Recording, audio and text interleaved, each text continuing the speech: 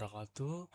Perkenalkan nama saya Rashid dengan NPM 2410010032. Jadi di sini saya ingin menjelaskan mengenai tugas akhir semester, yaitu tugas UAS dengan membuat project apotek apps atau apotek sederhana. Yang pertama-tama di sini ada atributnya. Saya menerapkan encapsulation, yaitu prinsip OOP yang menyembunyikan data dengan membuat seluruh atribut bersifat private. Jadi ada 5 atribut di sini. Yang pertama ada kode obat, nama obat, harga stok, dan kategori obat. Nah, karena ini bersifat private, tipe datanya tidak bisa diakses langsung dari luar kelas. Di sini selanjutnya ada konstruktornya. Ini konstruktor obat digunakan untuk membuat objek baru dengan langsung mengisi nilai kelima atribut tersebut saat objeknya dibuat. Jadi di sini ada akesor dan mutator, getter atau setter.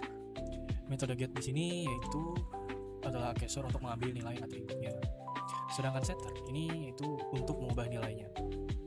Selanjutnya di sini ada metode tampil info. Nah, ini untuk menampilkan detail obat ke layar dengan format harga menggunakan printf. Ya. Nah, sedangkan metode jual di sini itu berfungsi mengurangi stok saat transaksi dengan validasi. Jika stok cukup, dikurangi dan return itu true. Jika tidak cukup, maka returnnya false. Kita lanjut ke bagian subclass. Nah, jadi di subclass obat resep ini saya ada menggunakan fungsi inheritance, yaitu mengambil kelas dari obat, karena ini kelas tambahan atau subclass, kelas turunan. Dan di sini ada atribut tambahan 2 saya tambahkan dan bersifat private juga, yaitu nama dokter dan wajib resep. Dan di sini ada konstruktornya, yaitu konstruktor obat resep. Dan di sini saya menggunakan juga tipe data super itu untuk memanggil konstruktor dari kelas obat. Lanjutnya di sini ada akesor dan mutator, ini sama kayak tadi. Ada getternya juga dan setter. Jadi metode tampil info dari kelas obat saya pakai override. Di dalamnya saya tetap memanggil super tampil info untuk menampilkan info dasar dari parent atau kelas obat. Lalu menambahkan informasi khusus seperti status obat resep dan nama dokter di bagian sini. Nah, selanjutnya saya juga mengoverride ini di bagian metode penjualan. Jadi metode jual di sini untuk ditambah pesan verifikasi resep dokter sebelum tetap memanggil logika pengurangan stok dari parentnya lewat super titik jual dalam kurung jumlah. Oke, selanjutnya kita ke kelas apotek lagi.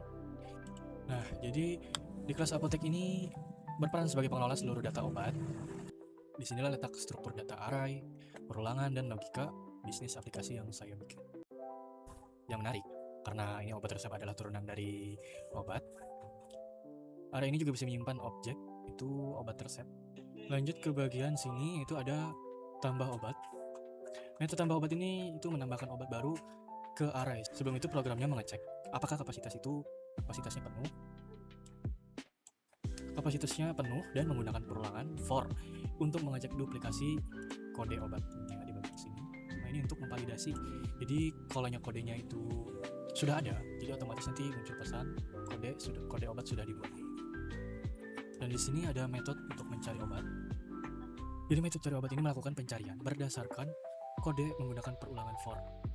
Membandingkan tiap elemen array dengan kode yang dicari. Jika ditemukan, objeknya dikembalikan. Jika tidak, maka metode mengembalikan null, return null. Selanjutnya ada di sini metode tampil semua obat. Nah, itu menggunakan perulangan. Jadi metode tampil semua obat di sini menampilkan seluruh data obat dengan memanggil menggunakan tampil semua obat di bagian setiap objek. Disinilah polymorphism benar-benar kayak terlihat saat nanti programnya jalan ya. Kalau objeknya obat biasa yang ditampilkan maka format biasa. Kalau objeknya obat resep itu otomatis maka tampil tambahan info dokter tadi dengan resep wajib dokter. Padahal baris kode yang memanggilnya itu sama persis. Jadi metode proses jual di sini menangani transaksi penjualan, program mencari obat lalu melakukan seleksi dengan if else.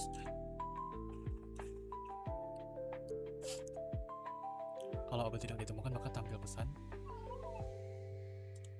error atau tidak ditemukan. Itu mencarinya menggunakan kode obat. Kalau hanya ditemukan itu maka baru diproses penjualannya dan dihitung total biayanya. Lanjut ke bagian main. Jadi di bagian main di sini ada objek apotik dan di sini ada data awal obat dan di sini data awal objek obat resep. Nah, jadi nanti program berjalan di dalam perulangan while atau running dengan sweet cache itu untuk memilih menu. Sekarang yang saya bikin ada 5 menu, ya 5 menu, 1, 2, 3, 4, 5 itu untuk menampilkan semua obat di bagian nomor 1 dan di nomor 2 itu untuk metode untuk pencarian obatnya menggunakan kode obat. Yang ketiga itu untuk menambahkan obat biasa. Dan yang keempat di sini ada penjualan ya, sistem transaksinya nanti itu menggunakan kode obat yang dijual. Dan di menu 5 ada itu menambahkan obat resep atau yang obat resep dari dokter ya. Ini dari kelas turunan tadi itu di bagian obat resep. Jadi di menu 5 ini nanti user mengisi data obat seperti biasa ditambah nanti ada nama dokternya. Lalu sistem membuat objek obat resep dan menambahkannya ke apotek. Meskipun parameter metode tambah obat bertipe obat, objek obat resep tetap bisa itu diterima ya, karena dia adalah turunan dari kelas obat. Dan yang terakhir, saya menerapkan error handling dengan try catch. Kalau usernya salah input, maka otomatis muncul error. Itu pesan input harus berupa angka. Jadi program ini menangkap dengan kotakan number format exception dan menampilkan pesan error di bagian sini ya, tanpa membuat program crash. Ada juga catch exception. Nah ini sebagai penangkap error pada umum lainnya lah. Nah, langsung saja kita coba untuk running programnya.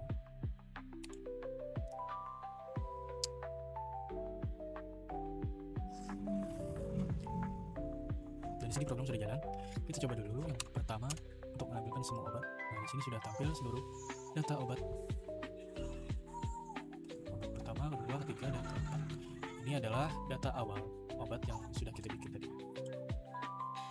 Kedua, lanjut untuk mencari obat. Contoh aja kita cari obat yang kodenya obat 004. Maka akan tampil obat amoxicillin 500 gram. Ini obat resep dari dokter yang ini di nomor 4. Lanjut, kita coba lagi fungsi nomor 3 itu untuk menambahkan obat baru. Kita contoh aja obat 005.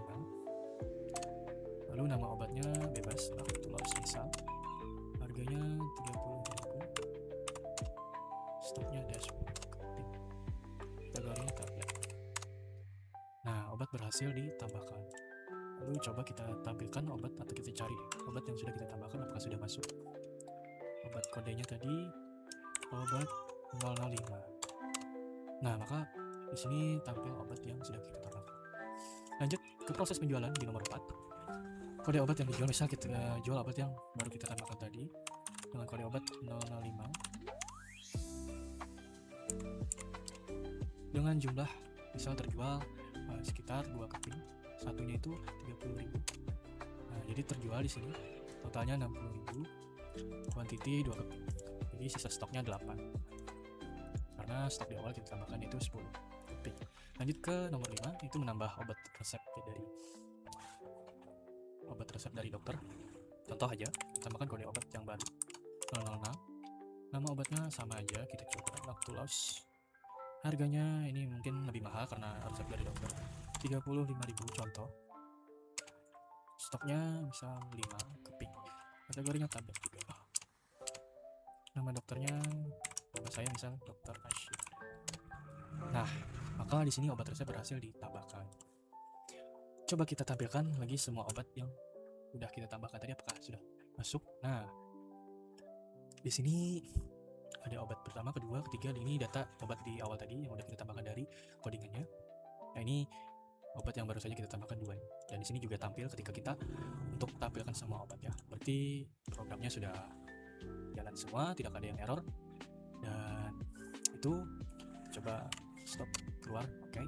Nah, mungkin itu saja yang dapat saya sampaikan dan saya presentasikan. Salah hilap mohon maaf. Assalamualaikum warahmatullahi wabarakatuh.